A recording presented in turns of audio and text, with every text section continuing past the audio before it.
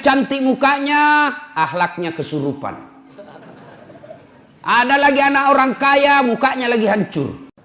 Ada lagi keturunan baik-baik, miskin lagi. Untuk mendapat sempurna 4 sangat sulit.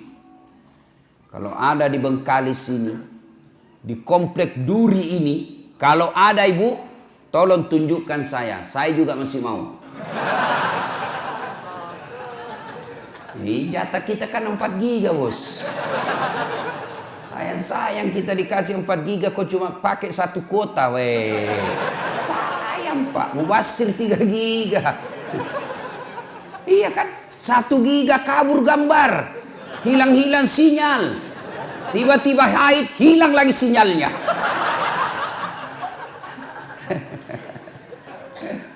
Nah itu dulu ya, agamanya baik-baik, utamakan agama. Adik-adik cewek, kalian kalau sudah ada yang melamar, kau lihat dia rajin berjamaah, tutur katanya sopan, ya sudahlah, meskipun dia kerjanya belum jelas, tapi kalau sholatnya sudah jelas, kau terima itu. Jangan kau terlalu sombong, mentang-mentang kau sudah kerja, mentang-mentang kau sudah baik pendapatanmu, ada yang datang melamarmu penghafal Quran, apa kau bilang? Berani betul lamar saya. Apa modalmu? Ya modalnya hafalan Quran. Orang yang hafal Quran itu Quran berjalan. Kau tolak, Allah tutup pintu jodohmu, akhirnya kau jadi gasturi. Tahu gasturi? Gadis tua Republik Indonesia.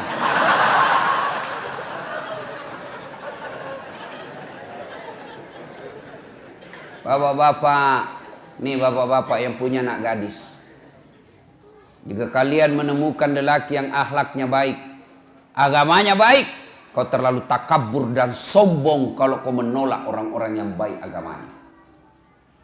Rezeki Allah yang ngatur. Jangan kau jadikan bahwa orang nanti bahagia dalam rumah tangga kalau banyak duitnya. Kalau duit yang membuat orang bahagia, semestinya tidak ada orang kaya yang berantakan keluarganya. Kalau gara-gara duit orang bahagia, mestinya tidak ada orang kaya yang bercerai. Tapi buktinya berapa banyak orang kaya akhirnya berujung perceraian. Kenapa? Karena dia tidak temukan kebahagiaan dalam duit. Saya bilang sama istriku, tidak usah kau cemas soal duit. Duit tidak kau bawa mati. Ngapain kau cemas soal duit? Duit kau tidak bawa mati. Langsung dia bilang membalik, langsung dia bilang, iya betul duit tidak dibawa mati. Tapi kalau tidak ada duit rasanya mau mati.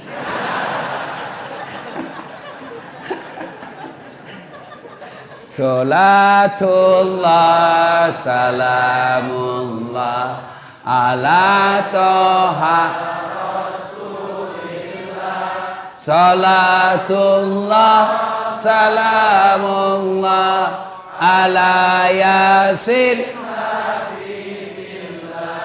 Alhamdulillah.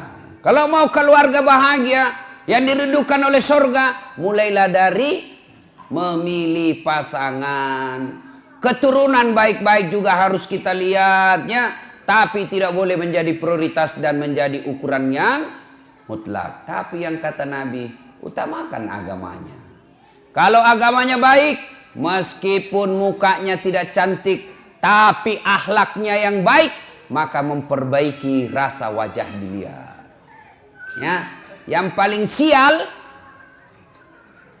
jelek, keturunan pencopet, akhlaknya hancur, miskin, tidak tahu pula ngaji. Auzubillah min zalik. Mudah-mudahan tidak ada seperti itu jodoh kita. Pak, ya, kalau ada yang senang anak gadisnya, Pak, tanya agamanya baik atau tidak. Gimana cara melihatnya? Gampang. Gimana caranya? Ada anak kita yang senang, panggillah dia jam 5. Nah, kau datanglah jam 5 sore ya. Ya om, datanglah dia jam 5. Cerita, masuk maghrib, suruhlah asan. Kau asan nak, sudah masuk maghrib, mulai pucat itu.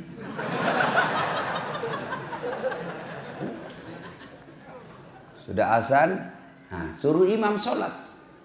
Nah, sekalian kau imam sholat maghrib.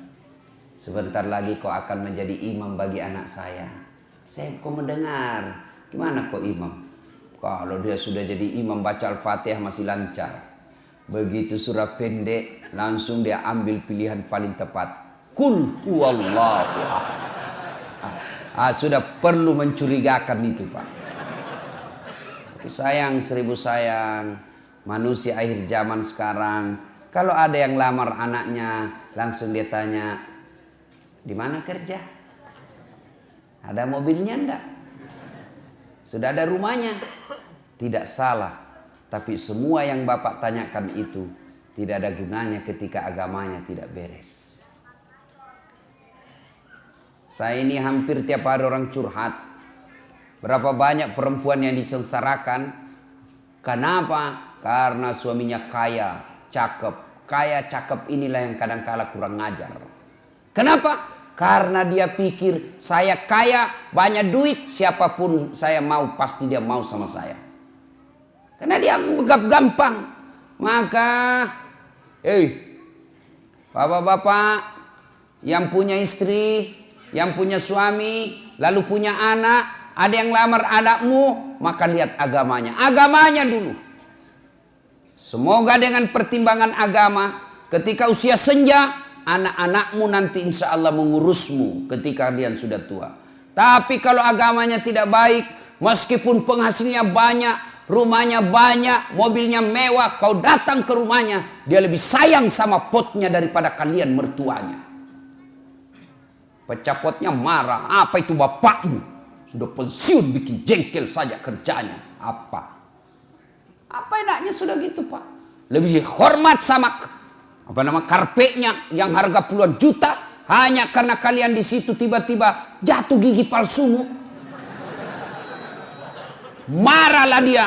Itu kalau dia terlalu kaya tapi tidak baik agamanya, lebih dihargai harta yang ada di rumahnya daripada kehadiran mertua dan orang tuanya. Pilih agamanya. Ya. Nah, itu dulu cara memilihnya. Pegang ini. Adik-adik yang belum menikah, itu pegang itu 4. Lihat agamanya, utamakan itu. Bagaimana kami yang sudah punya istri, Ustaz? Bapak boleh evaluasi ulang. Ya. Kalau berani. Ibu-ibu mau masuk surga, Ibu? Mau, Ibu? Bukan cuma mau surga, dirindukan oleh surga, Ibu. Mulai cemas ibu-ibu dulu. Gimana caranya, Ibu? Suruh suami kawin lagi. Langsung dia bilang, banyak jalan menuju surga, Ustaz. Memang banyak, tapi macet. Ini jalur pintas, tidak perlu kau tahajud tiap malam. Dia bilang, sakit hati sih, Ustaz, berat, Ustaz. Memang Ibu sakit hati, sebab hadiahnya surga. Kalau tidak sakit hati, hadiahnya kipas angin. Ya, berikutnya. Suami harus tahu tanggung jawab kepada istri. Istri harus tahu tanggung jawab kepada suami. Anak melaksanakan kewajibannya kepada orang tua melaksanakan kewajibannya kepada anak. Ada sudah nikah. Pertama, kewajiban istri. Nah, ibu-ibu mau menjadi istri yang soleha? Mau, Ibu? Kenapa cuma 17? Mau, Ibu? Nah, Ibu kalau mau, nih laksanakan tugas-tugas istri yang soleha. Istri yang soleha itu selalu saya rumuskan menjadi satu kata. Istri yang soleha. Satu kata.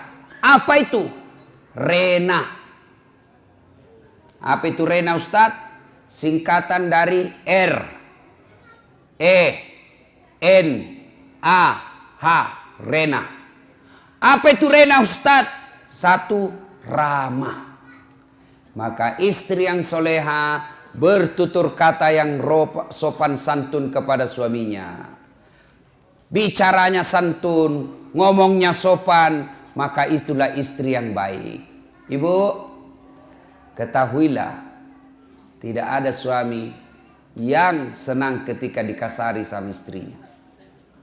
Meskipun istrinya lebih banyak penghasilannya, meskipun istrinya lebih tinggi pendidikannya, meskipun istrinya lebih tinggi status sosialnya, tapi suami merasa saya lakimu, saya suamimu, saya kepala rumah tanggamu, tolong hormati saya. Makanya kadangkala kalau laki-laki sudah marah, dia kadangkala bilang, saya tahu uangmu banyak, saya tahu kau orang tua mau orang kaya, saya tahu gajiku tidak seberapa, tapi tolong hargai saya sebagai suamimu. Tuh laki-laki. Maka ibu, kalau kamu dapat kasih sayang suamimu, tolong hormati. Salah satu cara menghormatinya, jangan kau bicara kasar sama suamimu. Alangkah bahagianya seorang suami, datang istrinya, datang suaminya cari nafkah, disambut dengan kalimat dan sopan santun.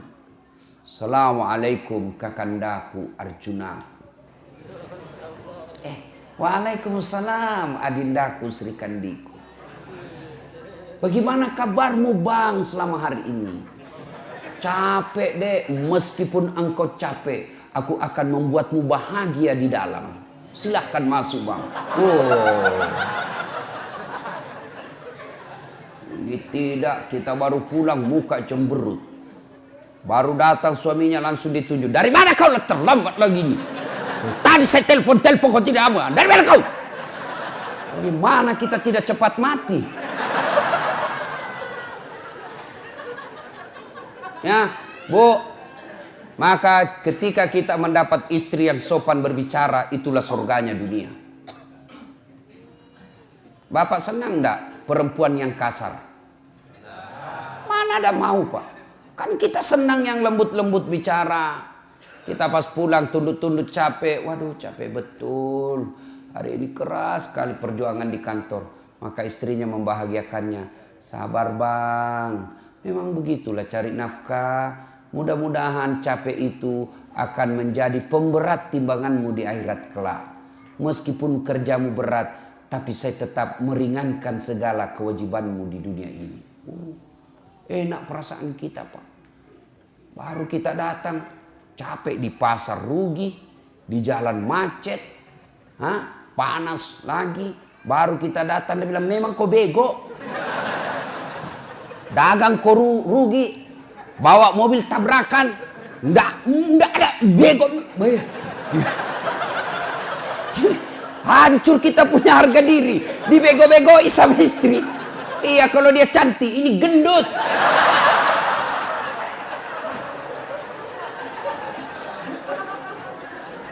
Ya, R, ramah.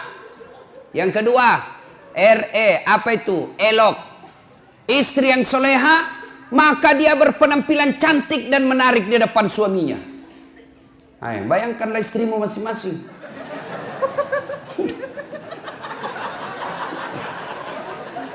Cantik dah kalau kau di rumah. Saya lihat perempuan akhir zaman sekarang. Kalau dia mau pi pengantin, cantik memang Pak. Harumnya itu masih kita 2 meter sudah tercium. Walisnya di racing.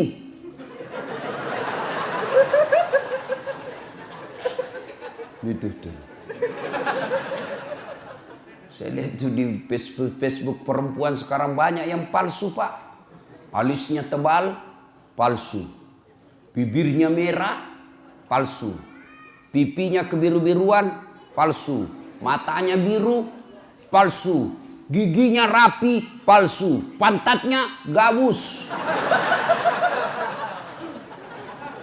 Cantik memang kalau mau nepi pengantin, Masya Allah, cantik betul. Harum, klimis. Tapi kalau mau tidur sama suaminya, la haula wala quwwata illa billah. Kan kita ini membayangkan di kantor capek, berpikir kita di jalan macet. Kita berharap mudah-mudahan sampai di rumah kita dilayani dengan baik. Perempuan yang kita akan datangi membuat kita senang. Sampai di rumah dilihat istri di depan rumah pakai daster. Kelihatan tali BH. Dikasih tahu baru turun kita dari mobil. Istri saya kok kayak gini. Iya tuh. Ditegur, kelihatan itu tali BH-mu, dilihat semua orang. Apa dia bilang? Jangan lihat BH-nya pun. Yang penting rasanya bos. Ya, Halo ibu. Bu. Ibu. Woi. Mau ndak dirindukan surga? Maka ketika kau tidur berpakaianlah yang cantik. Itu dalam sebuah hadis Nabi jelaskan, malaikat mendoakan wanita, misalnya ibu dandan nih, dandan sebelum tidur, maka malaikat mendoakan sepanjang tidurnya ibu, ya Allah, rahmati wanita ini karena dia berdandan untuk menyenangkan hati suaminya. Itu didoakan sepanjang malam.